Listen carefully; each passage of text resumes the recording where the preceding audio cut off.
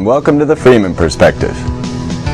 Today we're going to talk about corporate logos and their occultic meaning. Every day we pass by hundreds of symbols, but could it be that there's a hidden power behind these symbols? Could it be that there's something more here than meets the eye? Everywhere I looked into history, I continually came across one group. They are known as the Freemasons. They seem to be affecting everything all around the world. No matter where I looked, their symbols were popping up on everything. Even my father was a Freemason, worshipful master of a German lodge, and he chased flying saucers for the government, built nuclear missiles, and was on submarines with Jimmy Carter. Seems that if you're a Mason, you get a few more privileges. So to get to the history of America, we need to understand what these guys are about. They seem to have a lot to do with it. If we look at this list here, 50% of our presidents have belonged to a single fraternity. Either these are the greatest men in the world, or there's a conspiracy going on here. I found also that Benjamin Franklin, Paul Revere, even Benedict Arnold were all Freemasons.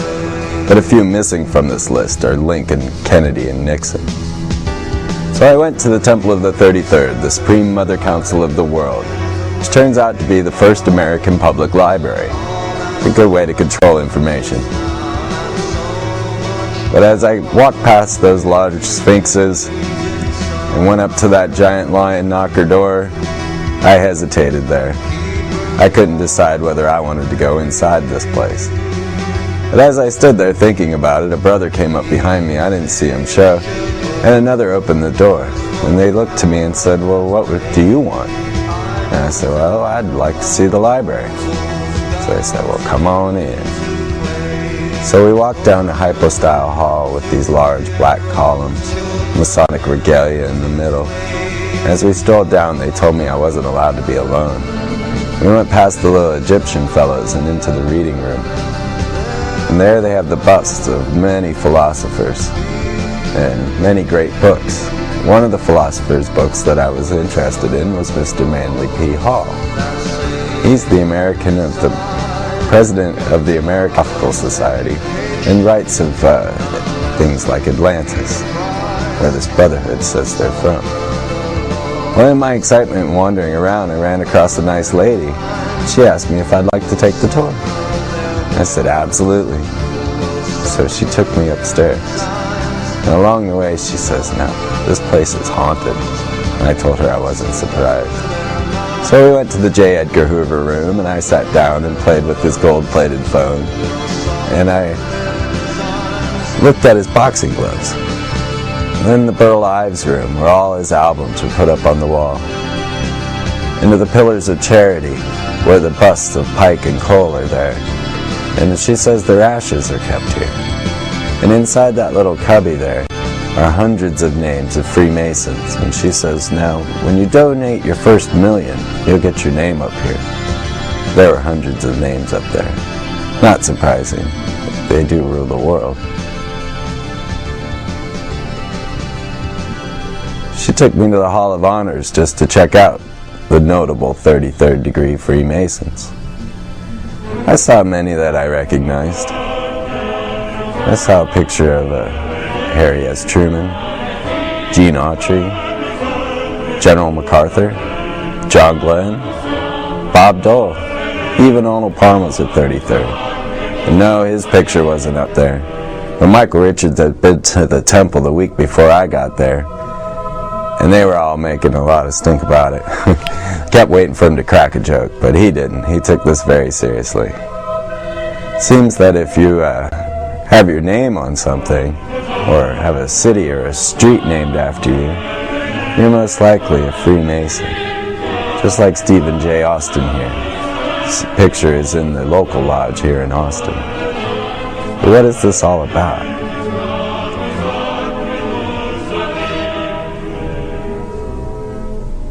She took me to the temple room, and here I strolled up to the big Belgian black altar, to have a little closer look at maybe what these guys are doing. I looked around and went up to the worshipful master's seat, but I didn't sit in it. Not this time. So I still wasn't too sure just what was going on in here. Well, it seems that it's ritual magic.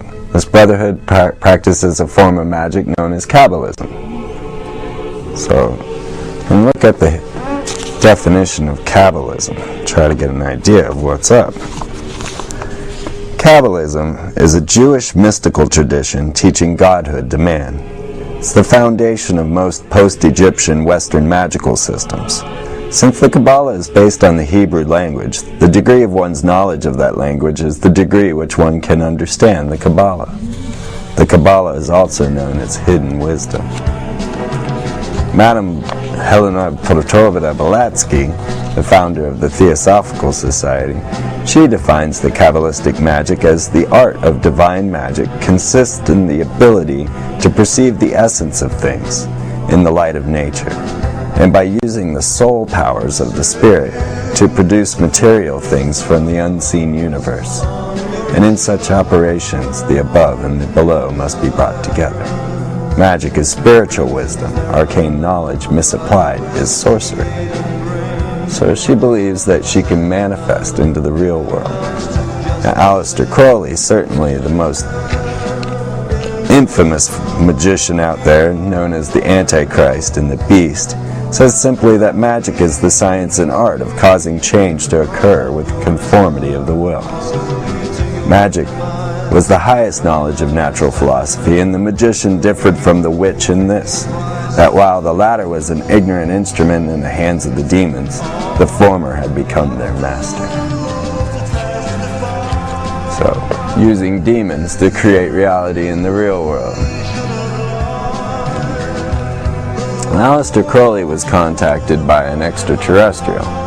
His name was Owas, and he channeled a book to Aleister Crowley known as the Book of the Law. This very book is housed here in Austin at the Harry Ransom Center. I went up there to check it out, but a strange man came along and kind of gave me the eye, and they weren't going to let me film it anyway, so I left. But let's see what Owas told Crowley. He says, "I am the snake that giveth knowledge and delight and bright glory, and stir the hearts of men with drunkenness.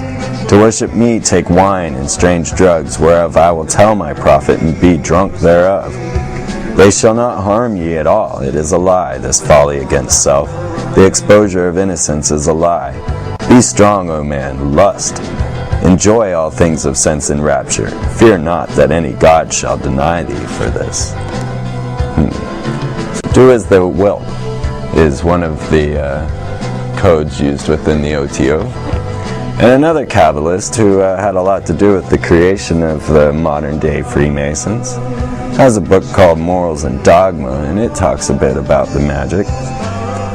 He says, "The ancient astronomers saw all the great symbols of Masonry in the stars. Sirius still glitters in our lodges as the blazing star.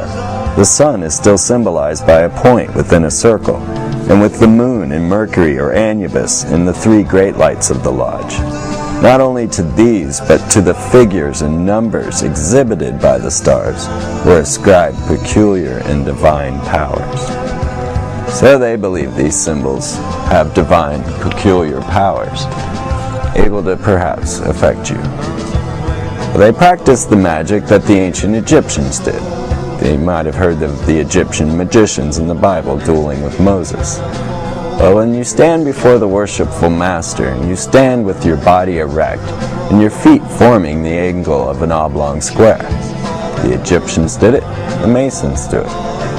So you'll see here an oblong square at the Bank of America, and it actually shows the three different footing positions of the first 3 degrees, or the oblong square that is in Dell, or the winged oblong square of Sprint,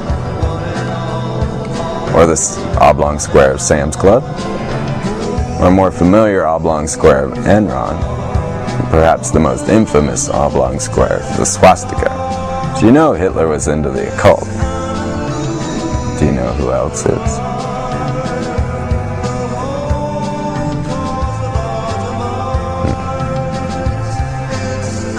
They say, to be one, ask one. This is because you must join the fraternity of your own free will and accord. Well, I think he asked.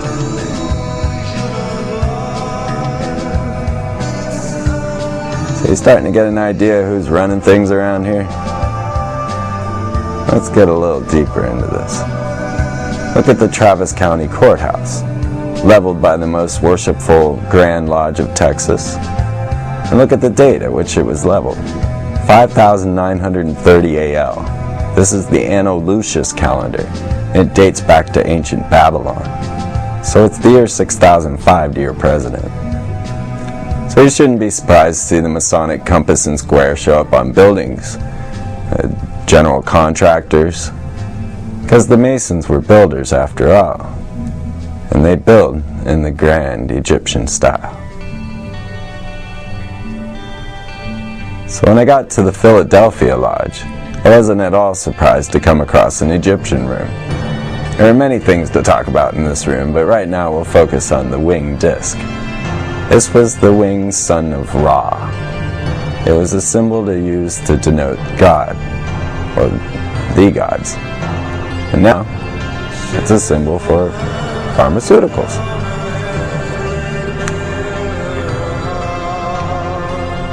Used to be the chariots of the gods. Now it's the chariots of man.